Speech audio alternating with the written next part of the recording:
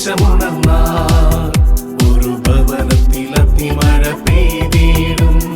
പരിശുദ്ധാത്മാവേ കൃപ ചൊരിയണമേ, പരിശുദ്ധാത്മാവേ ശക്തി പകരണമേ. നമ്മുടെ എല്ലാ നിയോഗങ്ങളും ഈ പരിശുദ്ധ അൽത്താരയിൽ സമർപ്പിക്കാം. ഭാരപ്പെട്ട അനേക വിഷയങ്ങൾ നമ്മുടെ മനസ്സിലുണ്ട്. നിന്റെ വിഷയം അതെന്തു തന്നെയാണെങ്കിലും, എത്ര ഭാരപ്പെട്ട വിഷയമാണെങ്കിലും, ഒരുപക്ഷെ മനുഷ്യബുദ്ധിക്ക് അസാധ്യമെന്ന് ചിന്തിക്കുന്ന വിഷയമാണെങ്കിലും, ഈ ശുശ്രൂഷ സമയത്ത് നീ വിശ്വസിക്കുകയാണ്, എൻ്റെ ദൈവം ഈ വിഷയത്തിൽ അത്ഭുതകരമായി ഇടപെടുകയാണ്. കാരണം എൻ്റെ ദൈവത്തിന് എന്നോട് അത്രമേൽ സ്നേഹമുണ്ട്. എൻ്റെ സഹോദര സഹോദരി, നീ ആരു തന്നെയാണെങ്കിലും, നിന്റെ ജീവിതാവസ്ഥ എന്തു തന്നെയാണെങ്കിലും, എന്തെല്ലാം കുറവുകളുണ്ടെങ്കിലും, ആ കുറവുകളുടെ മധ്യത്തിൽ അനുഗ്രഹം പണിയാൻ സർവശക്തനായ ദൈവമുണ്ട്. വിശ്വസിക്കുക. പരിശുദ്ധ അമ്മയെ നമുക്ക് ചേർത്ത് പിടിക്കാം. നന്മ നിറഞ്ഞ മറിയമേ സ്വസ്തി, കർത്താവ് അങ്ങയോടുകൂടെ സ്ത്രീകളിൽ അങ്ങ് അനുഗ്രഹിക്കപ്പെട്ടവളാവുന്നു. അങ്ങയുടെ ഉദരത്തിൻ ഫലമായി ഈശോ അനുഗ്രഹിക്കപ്പെട്ടവനാവുന്നു. പരിശുദ്ധ മറിയമേ തമ്പുരാന്റെ അമ്മേ, പാപികളായ ഞങ്ങൾക്ക് വേണ്ടി ഇപ്പോഴും ഞങ്ങളുടെ മരണസമയത്തും തമ്പുരാനോട് അപേക്ഷിക്കണമേ. ആമീൻ. രണ്ട് കരങ്ങളും സ്വർഗത്തിലേക്ക് ഉയർത്തിപ്പിടിച്ച്, കർത്താവെ, ഇന്ന് ഞങ്ങൾ ഉയർത്തുന്ന സകല പ്രാർത്ഥനകളും സ്വർഗം തുറക്കുന്ന പ്രാർത്ഥനയാണ്. അതോടൊപ്പം ഞങ്ങളുടെ ചുറ്റുവട്ടത്തുള്ള അനേകർക്ക് വേണ്ടിയാണ് ഞങ്ങൾ കരങ്ങൾ ഉയർത്തിയിരിക്കുന്നത്. നമ്മുടെ വീട്ടിൽ ഭാരപ്പെട്ടിരിക്കുന്ന അനേകരുണ്ട്. നമ്മുടെ സൗഹൃദ വലയങ്ങളിൽ, നമ്മുടെ ഇടവക കൂട്ടായ്മയിൽ, നമ്മുടെ ജോലി സ്ഥലത്ത്, അനുദിന ജീവിതത്തിൽ പലയിടങ്ങളിൽ നമ്മൾ കണ്ടുമുട്ടുന്ന സകല ഭാരപ്പെട്ട അനുഭവങ്ങളിലും സർവശക്തനായ ദൈവമേ അങ്ങ് ഇടപെടണമേ. ആഗ്രഹിച്ച് ആ നിയോഗങ്ങളിലേക്ക് പരിശുദ്ധ അമ്മയെ ചേർത്ത് പിടിക്കാം. നന്മ നിറഞ്ഞ മറിയമേ സ്വസ്തി, കർത്താവ് അങ്ങയോടുകൂടെ സ്ത്രീകളിൽ അങ്ങ് അനുഗ്രഹിക്കപ്പെട്ടവളാവുന്നു. അങ്ങയുടെ ഉദരത്തിൻ ഫലമായി ഈശോ അനുഗ്രഹിക്കപ്പെട്ടവനാവുന്നു. പരിശുദ്ധ മറിയമേ തമ്പുരാന്റെ അമ്മേ, പാപികളായി ഞങ്ങൾക്ക് വേണ്ടി ഇപ്പോഴും ഞങ്ങളുടെ മരണസമയത്തും തമ്പുരാനോട് അപേക്ഷിക്കണമേ. ആമീൻ. കരങ്ങൾ കൂപ്പി ഈശോ മിശിഹായുടെ വാഗ്ദാനങ്ങൾക്ക് ഞങ്ങൾ യോഗ്യരാകുവാൻ സർവേശ്വരന്റെ പരിശുദ്ധ മാതാവേ ഞങ്ങൾക്ക് വേണ്ടി അപേക്ഷിക്കണമേ. ഈശോ മിശിഹായ്ക്ക് സ്തുതിയായിരിക്കട്ടെ. സ്വസ്ഥമായിട്ട് നമുക്കിരിക്കാം. Praise the lord. Hallelujah. Hallelujah. ഇന്ന് ഈ ശുശ്രൂഷയിൽ പങ്കെടുത്തുകൊണ്ടിരിക്കുന്ന സകല ദൈവജനത്തിനും സർവശക്തനായ ദൈവത്തിൻ്റെ അതിശക്തമായ കൃപ ലഭിക്കട്ടെ എന്ന് ഈ ശുശ്രൂഷ അവസരത്തിൽ നമ്മൾ ആശംസിക്കുകയാണ്, പ്രാർത്ഥിക്കുകയാണ്.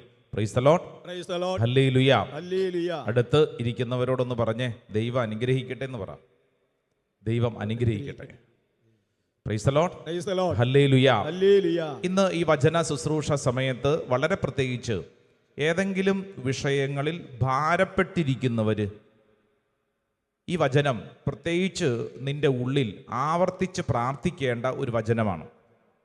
ഭാരപ്പെട്ടിരിക്കുന്നവർ മാത്രമല്ല, അനുദിന ജീവിതത്തിൽ എന്നും ഈ ലോകത്തോട് വിളിച്ചു പറയേണ്ട അതിശക്തമായ ഒരു ദൈവീക ദൂതാണ്. അത് വിലാപങ്ങളുടെ പുസ്തകം, ബുക്ക് ഓഫ് ലെമന്റേഷൻ, വിലാപങ്ങളുടെ പുസ്തകം 3-ാം അധ്യായം 22 23 തിരുവചനം. Book of lamentation chapter 3 words 22 and 23.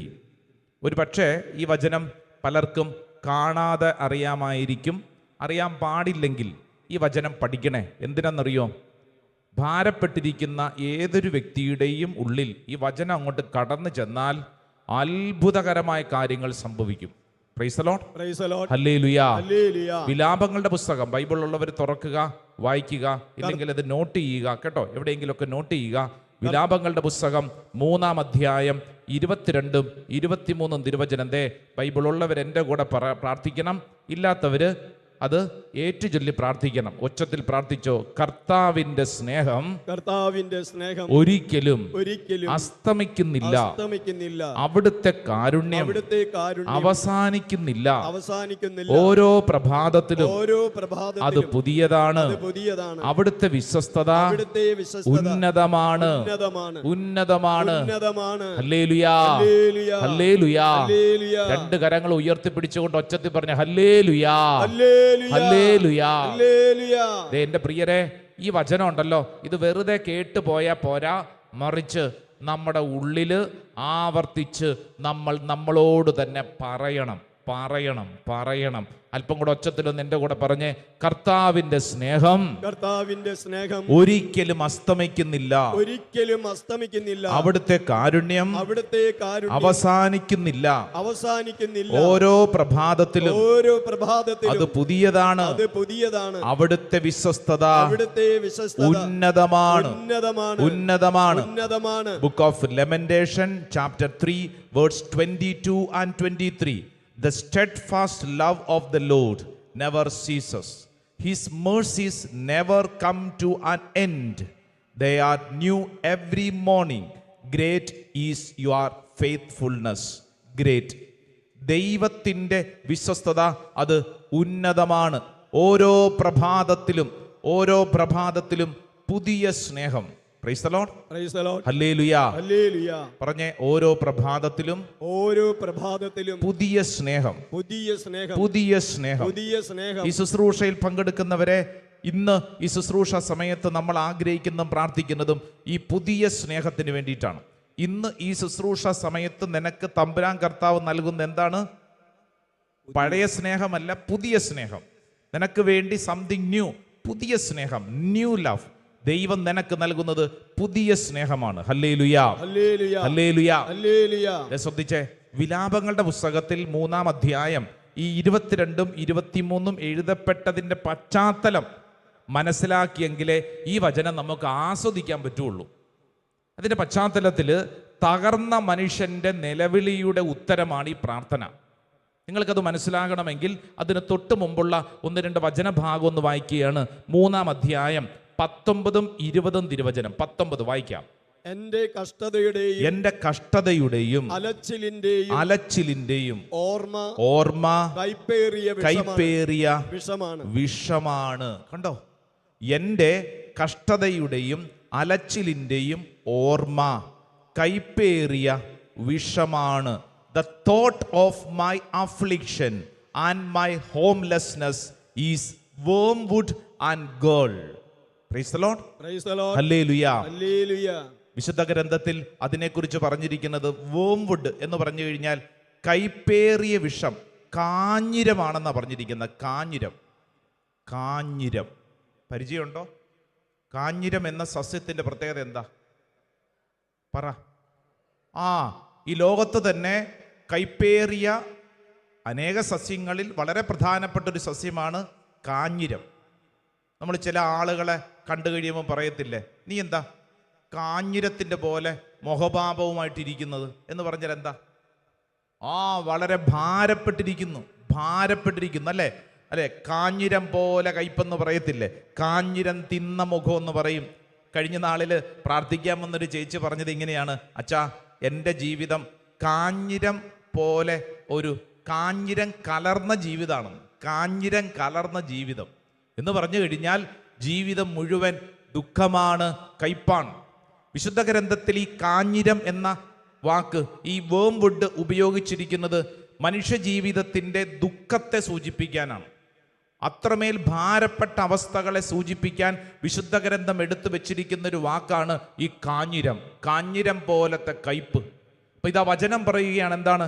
എൻ്റെ കഷ്ടതയുടെയും അലച്ചിലിൻ്റെയും ഓർമ്മ കൈപ്പേറിയ വിഷമാണ് എന്ന് പറഞ്ഞാൽ ഇവിടെ ഇരിക്കുന്ന ഓരോരുത്തരുടെയും ജീവിതത്തിൽ നമ്മൾ ഇന്ന് വരെ അനുഭവിച്ച ഓരോ സാഹചര്യങ്ങളെയും ഓരോ കാര്യങ്ങളെയും കണ്ട് വിലാപങ്ങളുടെ പുസ്തകം പറയുവാണ്, ഇത് നമ്മുടെ അവസ്ഥ തന്നെയല്ലേ എന്ന് പറഞ്ഞു കഴിഞ്ഞാൽ ഇതിനെക്കുറിച്ച് ഓർക്കുന്തോറും നമ്മൾ ഭാരപ്പെടാൻ തുടങ്ങും.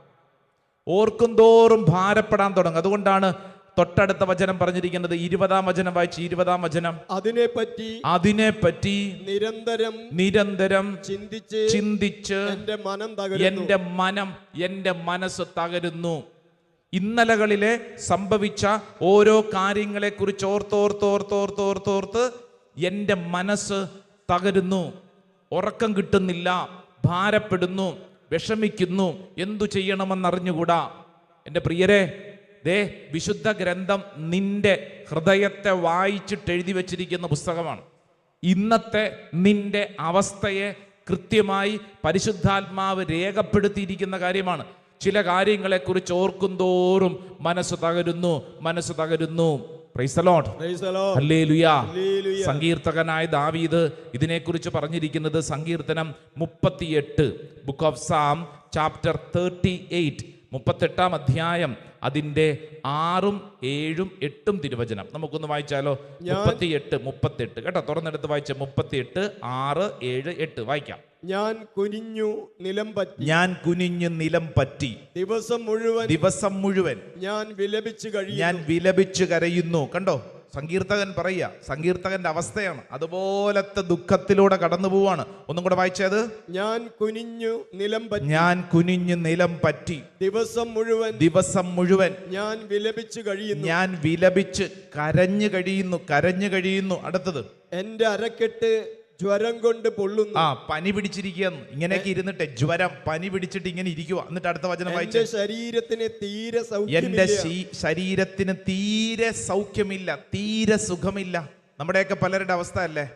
കുറെ ദിവസങ്ങളായച്ച ഓർത്തോർത്ത് വിഷമിച്ച് ഇങ്ങനെ ഇരിക്കുക, പുറത്തൊന്നും ഇറങ്ങാൻ പറ്റുന്നില്ല, വല്ലാത്ത ശരീരത്തിനൊരു മടുപ്പ്, ഒന്നും കഴിക്കാൻ തോന്നുന്നില്ല, ഉറക്കവും കിട്ടുന്നില്ല, ആരോടും ഒന്നും മിണ്ടാൻ തോന്നുന്നില്ല, വല്ലാത്തൊരു മടുപ്പ് എന്ന് പറഞ്ഞു കഴിഞ്ഞാൽ ജീവിതത്തിൽ ഇന്നലകളിൽ സംഭവിച്ച ഏതെങ്കിലും ഒരു കാര്യങ്ങൾ ആ വിഷയങ്ങളെക്കുറിച്ച് ഓർത്തോർത്ത് വിഷമിച്ചുകൊണ്ടിരിക്കുന്നു. അടുത്ത വചനം കൂടെ വായിച്ചേ. ഞാൻ തീർത്തും ക്ഷീണിച്ച് തകർന്നിരിക്കുന്നു. ഇരിക്കുന്ന പലർക്കും ഈ വചനം കേൾക്കുമ്പോഴത്തേക്ക് ഒരുപക്ഷെ ഇതെന്റെ ജീവിതമാണല്ലോ, സത്യമാണെന്ന് ദേ പറഞ്ഞിരിക്കുക. ഞാൻ തീർത്തും ക്ഷീണിച്ച് തകർന്നിരിക്കുന്നു. ഹൃദയക്ഷോഭം നിമിത്തം ഞാൻ നെടുവീർപ്പിടുന്നു. സങ്കടം സഹിക്കാൻ പറ്റണില്ലെന്ന്. എന്നാ ചെയ്യേണ്ടെന്ന് അറിഞ്ഞുകൂടാ. ഇന്ന് രാവിലെ ഒരു ചെറുപ്പക്കാരൻ വിദേശത്തിരുന്ന് അവൻ മെസ്സേജ് അയച്ചിരിക്കുക. കഴിഞ്ഞ കുറച്ച് ദിവസങ്ങളായിട്ട് അവന് വേണ്ടി പ്രാർത്ഥിച്ചുകൊണ്ടിരിക്കുക. അച്ഛാ, ഇന്ന് എൻ്റെ ഭാര്യ ഒരു തീരുമാനം പറയാന്നാ പറഞ്ഞിരിക്കുന്നത്. വിഷയം എന്താന്ന് വെച്ച് കഴിഞ്ഞാൽ ഇവൻ്റെ ഭാര്യയ്ക്ക് മറ്റൊരുത്തിനോട് ബന്ധം, ഇനി അവനെ മതി എന്ന തീരുമാനം. 2 കുഞ്ഞുങ്ങളുണ്ട്. അപ്പൊ ഈ ചെറുപ്പക്കാരൻ, അതായത് ഭർത്താവ് പറയുകയാണ്, അച്ഛാ, ഇവളെ എന്ത് പറഞ്ഞ് മനസ്സിലാക്കിപ്പിക്കും. ഇന്ന് രാവിലെ ഈ ചെറുപ്പക്കാരൻ ഒരു ഉത്തരം കിട്ടാൻ വേണ്ടിയിട്ട് ഇന്ന് അവളെ വിളിച്ചിട്ടുണ്ട്. പോവുക, അവള് വീട്ടിൽ നിന്ന് ഇറങ്ങിപ്പോയി. ഈ 2 കുഞ്ഞുങ്ങളെയും, പറക്കമുറ്റാത്ത കുഞ്ഞുങ്ങളെയും കൊണ്ട് വിദേശത്തൊരു നാട്ടിലിരിക്കുവാണ്. ഭാര്യയ്ക്ക് ജോലിയുണ്ട്, ശമ്പളമുണ്ട്, അവൾക്ക് അത് ആരോഗ്യമുണ്ട്. അതുകൊണ്ട് പുതിയൊരാളെ കണ്ടുപിടിച്ച് പുതിയൊരാൾ വഴിയിപ്പോ ഇവന്റെ സങ്കടം, ഇവൻ പറയുന്നത്, അച്ഛാ, എത്ര ദിവസമായെന്നറിയാവോ ഒന്ന് മര്യാദയ്ക്ക് ഉറങ്ങിയിട്ട്, ഈ കുഞ്ഞുങ്ങളുടെ കാര്യം എന്ത് ചെയ്യാനാണ്, എന്നെ കൊണ്ടൊന്നും ചെയ്യാൻ പറ്റുന്നില്ല അച്ഛാ, വല്ലാത്ത മരവിപ്പ്, ആരുമില്ല, ഇവിടെ ഒന്നും ഒരു മനുഷ്യനും മനസ്സിലാവുന്നില്ല, എന്തു ചെയ്യും? ഇത് വല്ലവരോടും പറയാൻ പറ്റുമോ? സ്വന്തം ഭാര്യയുടെ കാര്യമല്ലേ, എന്തു ചെയ്യും? മനം തകരുന്നു. ദൈവവചനം പറയുന്നു, ഞാൻ തീർത്തും ക്ഷീണിച്ചു തകർന്നിരിക്കുന്നു, ഹൃദയക്ഷോഭം നിമിത്തം ഞാൻ നെടുവീർപ്പിടുന്നു. സങ്കീർത്തനം 69 ഒന്ന് വായിച്ച്. 69-ന്റെ 29, 69, book of Psalm chapter 69 verse 29, 69-ന്റെ 29 വായിക്കാം. ഞാൻ പീഡിതനും വേദന തിന്നുന്നവനാണെന്ന്. വേദന എന്നതാ തിന്നുന്നത്? വേദന തിന്നുന്നവനുമാണ്. അയച്ചു അടുത്ത വചനം. ദൈവമേ അങ്ങയുടെ രക്ഷ എന്നെ സമുദ്ധരിക്കട്ടെ. കണ്ട, സങ്കടം പറയുവാണ്, ഞാൻ വേദന തിന്നുന്നവനാണ്. നമ്മളൊക്കെ അനുദിന കുടുംബ ജീവിതത്തിൽ ഉപയോഗിക്കുന്ന ഒരു ഭാഷയാണ്, ഞാൻ വേദന തിന്ന് മരിച്ചു, ഞാൻ വേദന തിന്നുന്നവനാണ്. മറ്റൊരു വചനം ഒന്ന് വായിക്കാം. അത് ജോബിന്റെ പുസ്തകം 7-ാം അധ്യായം 11-ാം തിരുവചനമാണ്. ജോബിന്റെ പുസ്തകം. ജീവിതത്തിൽ വലിയ ഞെരുക്കത്തിലൂടെ കടന്നുപോയ ജോബ് നമ്മളൊരു കാര്യം പഠിപ്പിക്കും. ഒന്ന് വായിച്ചാലോ? ജോബിന്റെ പുസ്തകം 7:11 വായിച്ചേ. അതിനാൽ എനിക്ക് നിശബ്ദത പാലിക്കാൻ കഴിയുകയില്ല. എന്റെ ഹൃദയവ്യഥകൾക്കിടയിൽ ഞാൻ സംസാരിക്കും. എന്റെ ഹൃദയവ്യഥകൾക്കിടയിൽ, എന്റെ ഹൃദയവ്യഥ, ദുഃഖം, എന്റെ ഹൃദയത്തിന്റെ ഭാരം. എൻ്റെ പ്രിയപ്പെട്ട ദൈവജനമേ, ഈ വചനങ്ങൾ കേട്ടുകൊണ്ടിരിക്കുമ്പോൾ നീ ഒരു കാര്യം മനസ്സിലാക്കണം. ഈ ഭൂമിയിൽ നീ മാത്രമല്ല ഇതുപോലെ മനം തകർന്ന, ഹൃദയം തകർന്ന അവസ്ഥയിലൂടെ പോകുന്നത് ഒത്തിരി മനുഷ്യരുണ്ട്. പുറമേ കാണുന്നത് പോലെയല്ല ആളുകളുടെ അവസ്ഥ. ഉള്ളിലെ അഗ്നിപർവ്വതം ഇങ്ങനെ കത്തിക്കൊണ്ടിരിക്കുക. എന്താ ചെയ്യേണ്ടെന്ന് അറിഞ്ഞുകൂടാ. അതുകൊണ്ട് ഇവിടെ ഇരുന്നുകൊണ്ട് ഈ ശുശ്രൂഷയിൽ പങ്കെടുക്കുന്നവർ, ഓൺലൈനിൽ പങ്കെടുക്കുന്നവർ ഓർക്കേണ്ട ഒരു പ്രധാനപ്പെട്ട കാര്യം, നിനക്കിന്ന് ഏതെങ്കിലും മനം തകരുന്ന, ഹൃദയം തകരുന്ന അവസ്ഥയുണ്ടെങ്കിൽ നീ ഒറ്റയ്ക്കല്ല. നിന്നെപ്പോലെ അനേകര് ഈ ഭൂമിയിൽ സഹിക്കുന്നുണ്ട്. സ്വരമുയർത്തി പറഞ്ഞ ഹല്ലേലൂയാ, ഹല്ലേലൂയാ. ജോബിന്റെ പുസ്തകം 10-ാം അധ്യായം 1-ാം തിരുവചനം വായിച്ച്. 10-ാം അധ്യായം 1-ാം തിരുവചനം 10:1. എന്റെ ജീവിതത്തെ ഞാൻ വെറുക്കുന്നു, എന്റെ പരാതികൾ ഞാൻ ഉച്ചത്തിൽ വിളിച്ചു പറയും. കണ്ടോ അതായത് പരാതിയാണ്, സങ്കടമാണ്. എൻ്റെ ജീവിതത്തോട് തന്നെ എനിക്ക് വെറുപ്പ് തോന്നുന്നു, എനിക്ക് ഭാരം തോന്നുന്നു, എനിക്ക് സങ്കടം തോന്നുന്നു, വയ്യ, മടുത്തിരിക്കുന്നു. ഈ വചന ശുശ്രൂഷയിൽ പങ്കെടുക്കുന്ന എൻ്റെ പ്രിയരെ, ഇത് നമ്മുടെ ഓരോരുത്തരുടെയും അവസ്ഥയാണ്. സങ്കീർത്തകനായ ദാവീദ് സങ്കീർത്തനം 143 അതിൻ്റെ 3-4 തിരുവചനത്തിൽ ഇങ്ങനെ പറഞ്ഞിട്ടുണ്ട്. സങ്കീർത്തനം 143 വചനം 3-4. ശത്രു എന്നെ പിന്തുടർന്നു, അവൻ എന്റെ ജീവനെ നിലത്തെറിഞ്ഞ് തകർത്തു. പണ്ടേ മരിച്ചവനെ പോലെ എന്നെ അവൻ ഇരുട്ടിൽ തള്ളി. അതായത് ജീവിതത്തിൽ മറ്റുള്ളവരിൽ നിന്ന് അനുഭവിക്കുന്ന സങ്കടങ്ങളെ കുറിച്ചാണ് സങ്കീർത്തകൻ പറയുന്നത്. ശത്രു നമ്മുടെയൊക്കെ കുടുംബത്തിലും വ്യക്തി ജീവിതത്തിൽ ഇതുപോലെ ചില സങ്കടങ്ങൾ നമ്മൾ അനുഭവിക്കുന്നുണ്ട്. നമ്മളേറെ സ്നേഹിച്ച ഒരാളായിരിക്കും, നമ്മൾ അത്രമേൽ വിശ്വസിച്ച ഒരാളായിരിക്കും, ഒരേ പാത്രത്തിൽ ഉണ്ടുറങ്ങി ജീവിതം കഴിച്ചവരാരെങ്കിലും ആയിരിക്കും. ചില ചതി, സങ്കടം, ചില ഭാരങ്ങൾ, പറ്റിക്കപ്പെട്ട അവസ്ഥ സഹിക്കാൻ പറ്റുന്നില്ല. വചനം പറഞ്ഞിരിക്കുന്നത് എന്താണെന്നറിയോ? പണ്ടേ മരിച്ചവനെ പോലെ എന്ന് പറഞ്ഞു കഴിഞ്ഞാൽ ചത്ത പോലെയാണ്. എന്നെ അവൻ ഇരുട്ടിൽ തള്ളി, നിസ്സഹായതയുടെ കൊടുമുടിയിൽ. ഇനി ഒരു മാർഗവും ഇല്ലെന്ന്. എന്നതാ ചെയ്യണ്ടേ? പിടുത്തം കിട്ടുന്നില്ല. എന്താ ചെയ്യേണ്ടെന്ന് പിടുത്തം കിട്ടുന്നില്ല. എന്നിട്ട് അടുത്ത വചനം കൂടെ വായിച്ചേ. ഞാൻ വിഷാദഗ്രസ്തനായിരിക്കുന്നു, എന്റെ ഹൃദയം നടുങ്ങുന്നു. 2 കരങ്ങൾ സ്വർഗത്തിലേക്ക് ഉയർത്തിപ്പിടിച്ച് എൻ്റെ പ്രിയരെ, ഈ വചനഭാഗങ്ങൾ എന്നെ കുറിച്ചാണല്ലോ. കരങ്ങൾ ഉയർത്തിക്കോ, കണ്ണടച്ചോ. എന്നെ കുറിച്ചാണ്. ഓരോ വ്യക്തിയും വിശ്വസിക്കണം, കർത്താവ് ഇത് എൻ്റെ കുടുംബത്തിൻ്റെ അവസ്ഥയാണ്. വിചാരിച്ചതുപോലെ പല കാര്യങ്ങളും മുന്നോട്ട് നീങ്ങുന്നില്ല. അപ്രതീക്ഷിതമായ രോഗങ്ങളുണ്ട്, അപ്രതീക്ഷിതമായ ചില സംഭവങ്ങളുണ്ട്, ജോലി നഷ്ടപ്പെടുന്ന അവസ്ഥകളുണ്ട്, കുടുംബ ബന്ധങ്ങൾ തകരുന്ന അവസ്ഥകളുണ്ട്, ജീവിതത്തിൽ വല്ലാണ്ട് സങ്കടത്തിലൂടെ കടന്നു പോകുന്നു. ദൈവമേ, ഇതെൻ്റെ അവസ്ഥയാണ്, എൻ്റെ അവസ്ഥയാണ്. ദൈവമേ, അങ്ങയിൽ ഞാൻ എൻ്റെ ജീവിതത്തെ സമർപ്പിക്കുന്നു. ഈ സങ്കടങ്ങളുടെ കൂരിരുട്ടിനുള്ളിൽ നിന്നുകൊണ്ട് കർത്താവേ, ഞാൻ അങ്ങയുടെ മുഖം കാണാൻ ആഗ്രഹിക്കുന്നു. 2 കരങ്ങൾ സ്വർഗത്തിലേക്ക് ഉയർത്തിപ്പിടിച്ച് നമ്മുടെ സങ്കടം മുഴുവൻ തമ്പുരാന്റെ പക്കലേക്ക് ഉയർത്തി എല്ലാവരും ഒന്ന് യേശുവേ എന്ന് വിളിച്ചൊന്ന് സ്തുതിച്ചേ, യേശുവേ എന്ന് വിളിച്ചൊന്ന് സ്തുതിച്ചേ, നാവ് തുറന്ന് സ്തുതിച്ചേ, ഹൃദയം തുറന്ന് സ്തുതിച്ചേ, യേശുവേ എന്ന് വിളിച്ചൊന്ന് പ്രാർത്ഥിച്ചേ.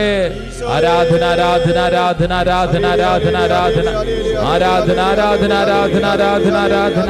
യേശുവേ, സ്തുതിക്കുന്നു സ്തുതിക്കുന്നു സ്തുതിക്കുന്നു സ്തുതിക്കുന്നു സ്തുതിക്കുന്നു സ്തുതിക്കുന്നു സ്തുതിക്കുന്നു സ്തുതിക്കുന്നു സ്തുതിക്കുന്നു. ആരാധന ആരാധന ആരാധന ആരാധന ആരാധന. ഹല്ലേലൂയ. യേശുവേ, യേശുവേ ആരാധന, യേശുവേ ആരാധന. Hallelujah. Price the lord. Hallelujah.